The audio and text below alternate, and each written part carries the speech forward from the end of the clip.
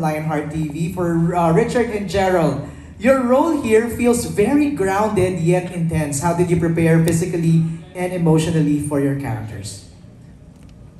We saw the videos na nagsa-stunt training kayo. So, was that easy? Was that hard?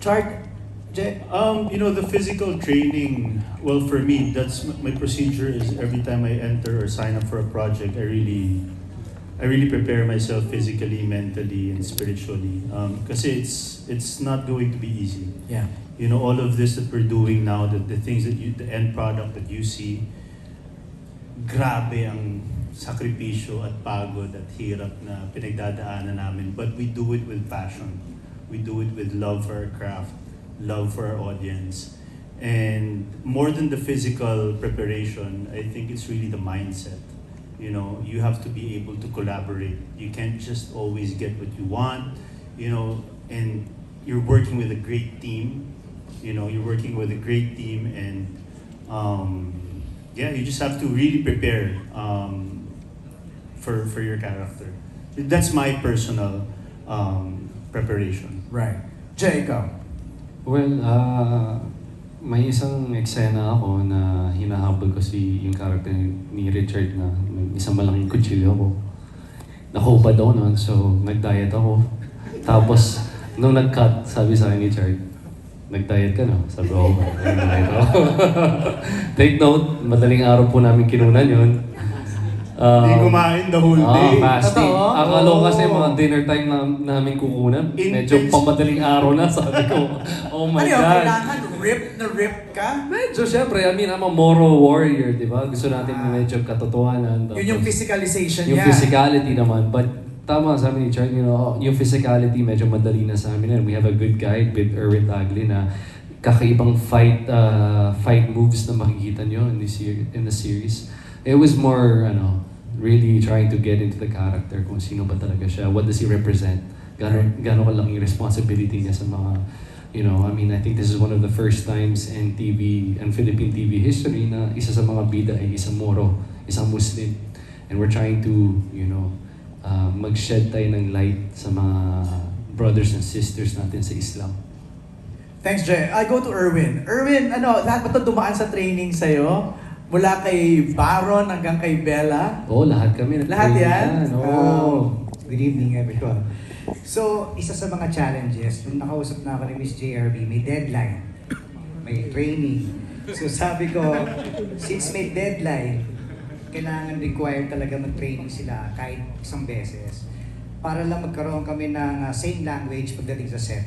Kasi iba-iba yung style ng ibang stunt coordinators at iba yung style ko para pagdating sa set, nagkakaintindihan na kami. Kasi we're expecting na darating kami sa mga yung maghahabol ka na next day na yung air. Kasi katulad yan, deadline, shoot pa tayo, maghahabulan yan. So we're already expecting and assuming na mangyayari yun. So meron na kaming ginawang template during training para pagdating ng shoot, kakabit na lang namin, A, B, C gawin natin, or D, E, F, and then dagdagan na lang natin ng konting ganito. So may naka-ready na kaming templates sa lahat ng action scene. Ako curious, anong klaseng training ang ginawa ni Bella, ni Barbie, ni Baron, sa'yo? So meron akong basic template nga. So it's about, before the moves, before anything else, ang pinapractice namin, safety. So we go to the safety first, we kailangan may control, dapat hindi masaktan yung mga partners sila kasi sila maglalaban eh. So ayokong saktan ni Richard si Bella or si Gerald, saktan si Barbie pa nag-fight sila. So we already assuming na magkaka-fight yung lalaki at babae. So yun talagang kinocus namin, yung safety na mukhang totoo pero may control. Okay, I wanna hear Barbie and Bella. Paanong training, gano'ng ka-intense ang tinuro sa inyo dito? Barbie? Well, actually, surprise, okay. Wala pa kasi ako doon sa, hindi pa ako nagtitaping na May gagawa fight ako scene. ng fight scene. Okay. But, I live super close to Kuya Erwin's studio. So, from time to time, tinuturuan ako ni Kuya Erwin, nandun ako with May head start his na. kid. Ang galing ng Okay. anak ni Kuya Erwin. MJ, actually, lahat sila, nag-secret training pa yan lahat. Yes. Isa-isa. Bago sila mag-official training ng What show. secret training? Ako baga parang... May official Lahat kami training ng nag-text show. sa kanya, Erwin, pwede mauna na ako kasi baka magagaling na sila. So, Competitive? Ganyan ka, ano yung mga artista Nagtanong natin, pa ako sa staff. dedicated at talagang Oh, sige, Bella, go ahead. May tanong pa ako, may tinitrainan ba na iba si Gerald para magta-train din ako doon? Wala naman. So, yeah. Anong klaseng training sa'yo, Bella? I did Muay Thai with Erwin and then we did yung it's more choreography for basic knife. mixed martial arts para may konting Muay Thai. Lahat Okay. ng martial arts. Kamusta? And guns and... Pasa-pasa kami. Pasa-pasa. Pasa-pasa kami ni Bella. O, pasain kaming dalawa. Pero on the side, I did my own stuff also. I rented out firing ranges. Nag-aral ako on my own also. Okay. Para lang makasabay ako kasi lagi ko kaisena si Richard din. So, si Richard din ang taon na yan nag-aaral, di ba? So, Bata pa lang kami. tsaka bata pala ko, artista na si Richard. Bata pa lang tayo, no? Nagte-training na kami. Ha? Si Baron naman. Baron, ikaw. What training did you have to go to? I know marunong ka na mag-action, but did you have to do some refresher or new stuff? Yes, a little bit of refresher with Sir Erwin. And since birth din I was already competing back in the day when I was 6 years old So parang konting lang, taekwondo naman yung Right. sa akin. So, yeah. Parang alam mo na yung rhythm, no, Baron? Parang Medyo mabilis ng konti pick up. Right. And syempre, because of the past action series na nagawa ko, ang laking tulong po nun. Okay. Sa ating mga well-respected actors, ayan well-respected ang ginamit ko, Romel, Tito Jaime, Tita Susan, Direk Bobot. Kayo rin ba may mga action scenes kayo dito? Tito, Kasi datu eh. Tito Sabi Jaime. ni Tito Jaime, Hindi datu. mo hamin. And meron naman konti lang. Hindi na kaya ng katawan. Pero meron din kasi akong background sa Tai Chi. So, Tai Chi, iba yun yung nakakatulong din ganon? naman. Hindi, pero merong mabilis na Tai Chi. May mabilis. Merong mabilis na Tai Chi. Meron pang yung Tai Chi sword. So, in other words, ang importante para sa akin kasi pag magkukuhan ka yung legs mo Yung legs ang pinaka-importanting parte ng katawan pag mag-action ka. So, yun basically yun ang exercises ko is geared towards that. Direk Bobot, ikaw, did you have to, Hindi ko pa alam, pero kaya ko pa naman, nag-action din ako nung mga bata pa ako, pero siguro kaya ko pa rin mag-action kung bibigyan ako. Nice. Ayan na, narinig na ng mga directors, mukhang bibigyan ka na niyan.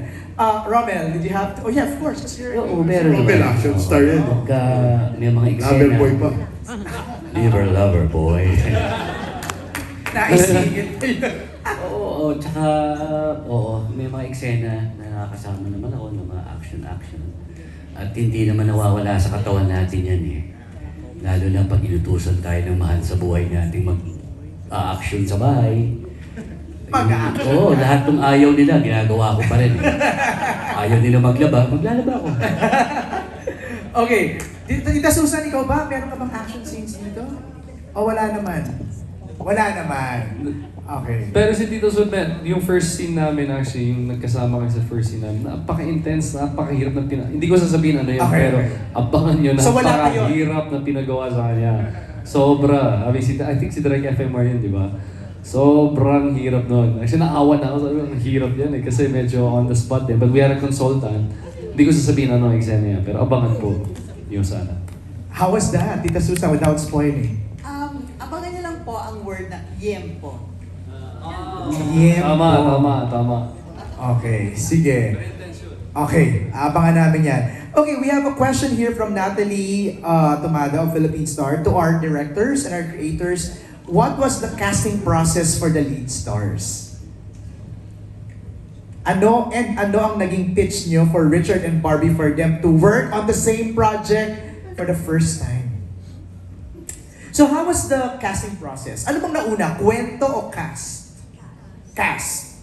So it was a project for Richard and Gerald. Yes, that's the first. JRB, please use a microphone. That's the first challenge. First challenge, Richard and Gerald. Yeah, that's the first So yun ang sinabi una, JRB sa'yo. You have a Richard Gerald serye. Yes, yes. Hey. And yun na. Oh, I remember this, the meeting. Yeah, imagine. Sa 15th floor, yeah. Imagine, sa parang si Tita Cory, grabe. Hi, naka Tita Cory. But you know naman, Tita Cory, she always naman, ginaguide naman niya kami. But syempre yung task talaga, I want, yun. Tapos then came Bella. Then came, syempre, Barbie namin. And then came Felix. And then lahat na. But I forgot lang, hindi nasabi nyo kanina, lagot kayo sa akin. I just want to give credit to Varda, our makeup head. I told you, kayong dalawa. Because the idea came from him, her, Varda kasi. Yeah, the idea Sa kanya. Yeah, it's just an idea. He got us sa napakagandang image ng Vinta. Kasi 'di ba, after Tita Cory told us na maggawa ng show para sa dalawa, namumroblema kami. Pag upo namin, taping pa ng Sins of the Father yan, finale. So itong si Bob Varda, ang ganda. JRB think Vinta. Nakuha lang niya kami sa Vinta. Yun yung idea.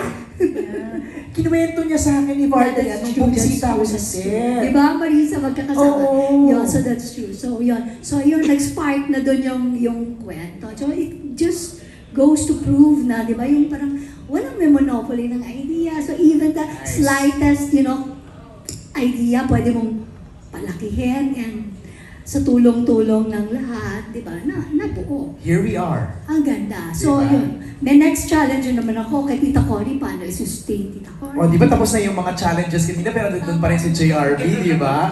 Sa challenges. Pero ganun talaga. Marami talagang pagdadaanan na pagsubok ang isang teleserye. Kasing laki ng Blood versus Judy. Okay, we have a question here for Bella Padilla from Reggie Bonoan. Reggie from Bandera, Bulgar, and Malaya.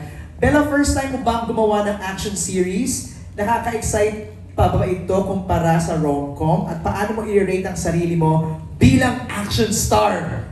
Lalo na sa mga mahihirap na eksena. Actually, hindi naman pala first action kasi nasa probinsyano ako nung kakabalik ko lang sa ABS-CBN. And you did 10,000 hours? I did 10,000 hours, but that's a movie. So, hindi naman siya first, but I didn't have action scenes in Provinciano. Mas nasa drama side ako. Kung yung rating as an action star, I think kailangan ko itanong kay Direk. Kasi hindi ko pa alam eh. Then, thank you, Direk. Direk, 10 daw sabi ni Direk Big Joy eh. Sabihin mo sa mic, Direk, para marinig ko. Huwag mo ikwento. Ang favorite ko pala na nakunan ko yung car scene. Parang mas gusto ko maging car driver na lang. Stunt na car driver. Mas exciting pala yun. Pero you felt comfortable with action, Bella? Yeah, I mean, I've been doing Muay Thai since I was 16 dahil sa family namin. Si Tito Robin ay pinag-Muay Thai kami bata pa lang. So kami magpipinsan, Muay Thai kami dati. Tumigil lang ako, I think, nung naging active na ako sa pag-artista. But nag-airsoft kami dati. So marunong rin kami mawak ng baril, mag-assemble ng baril. So it's not the first time I'm doing something like this naman. But syempre, I wanted to look the part also. So yeah. Thank you, Bella. Another question from Reggie for Richard. Paano mo ikukumpara